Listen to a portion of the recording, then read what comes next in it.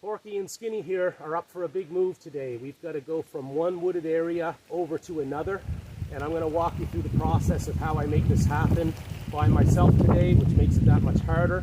Thankfully, we have a good secure pen right here from the last video we put up, and now I've moved the roof back here on the back of this out of the way so that I can pour food into the trough that I've placed here at the very back of this little pen. Once the food's down, the pigs are going to be busy eating for a little while. Then we're going to shut the door on this thing and start working at moving our electric fence into a whole nother area. Once I pour the food in here, we got to get really busy. I can't believe sometimes my stupidity that I'm over here today to do this and I can't find pliers or a knife. So if I need to cut some string that I have around existing posts, I'm stuck, you know, for a while untying knots or something. And I've got nothing to like twist the wires on tight, so it's difficult sometimes with my brain, but we're about to begin. Okay, you guys, move aside. Move aside.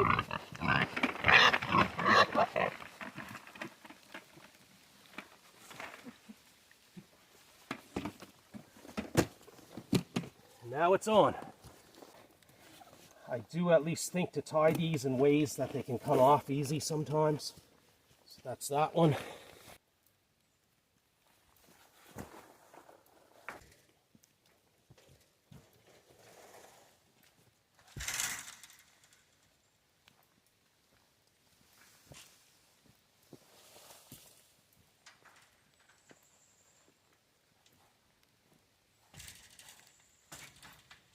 Should they try to get out on me while I'm rushing to do this, my electric fence is still up, so we just have to restart again another time.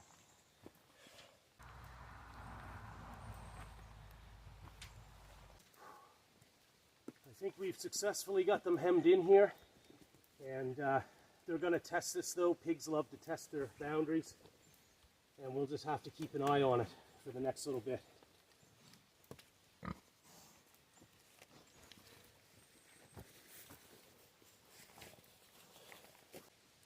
You see, pigs learn pretty fast.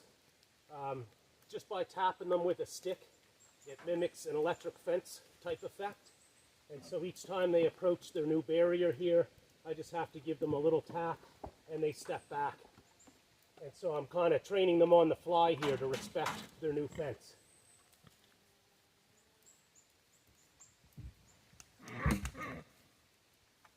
Next, we unhook our power over here.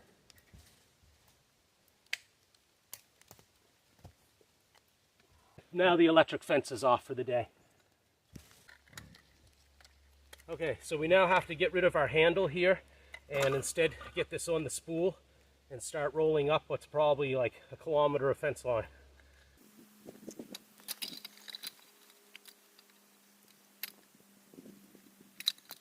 It's hard sometimes to get going, but then it just takes a couple of winds and there, it's on. Now what you see here gives you a great contrast between the newly tilled pasture here that the pigs are coming off of and the very first pasture that they were on running here. This one didn't green up fully, but you can see in spots here the green coming up from clover and hay. The fence line's now rolled up. I've got to go around and collect all the posts, and then we're going to reshuffle them into a different area.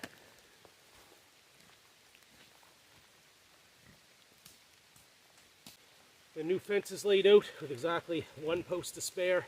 I'll take you around and just show you how I laid this out before I string my wire. So for today, off of our power source coming through the trees to here, we're going to run this way with our first line over to here and then back again. And that's going to create the pathway coming out of their temporary pen to come back over here to this tree.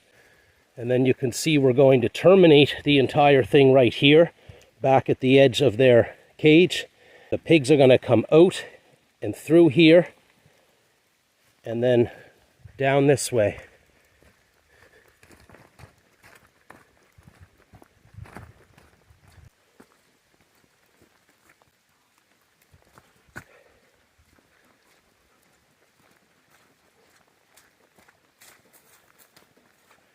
This was really difficult because of all the crushed stone in the driveway to try to get anything to stand right there.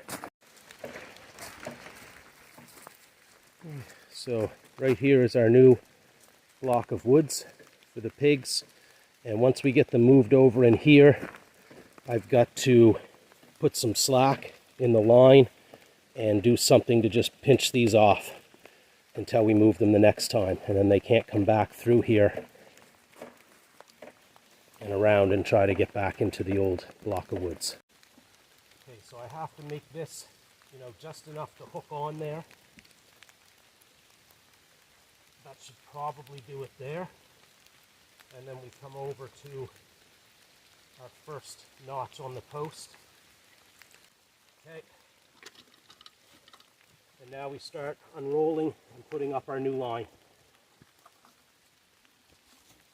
Right here is where we terminate, and we've got to go from our lower line to our upper line, and then we've got to go back around the entire field.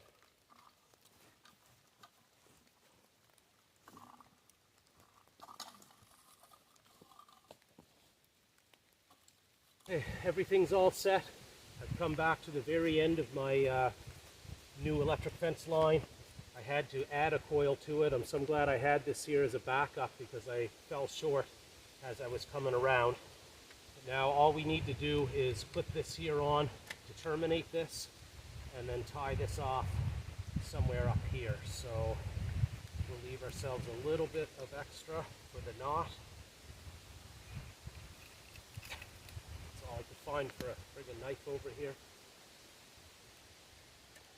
And we want to keep our tension on there and then tie this off. We're just about there. Next I'm going to re-energize the electric fence, and then we go around with our cutters and we do one more pass around the entire perimeter and make sure that there's nothing touching the wire.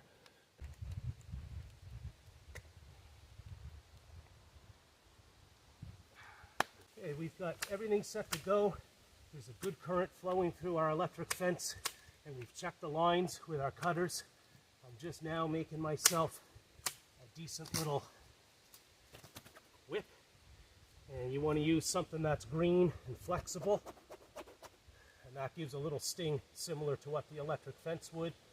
I probably won't need it, but as we release the pigs over here, I've got to ensure that they go the direction we want them to go.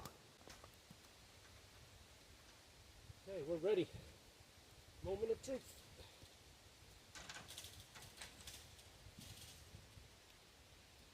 Porky, Skinny, let's go, guys. Let's go. We gotta move now.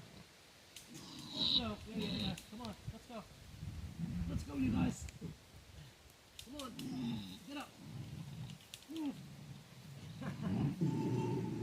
Oh, don't be mad. Let's go, guys. Come on.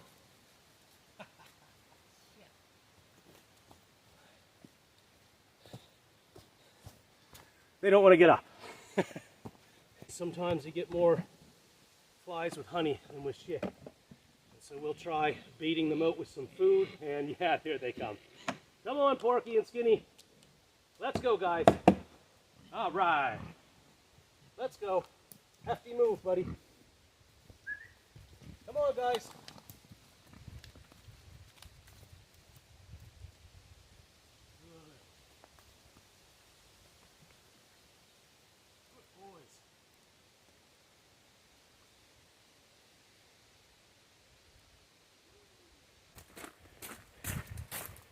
There they are on their new pasture.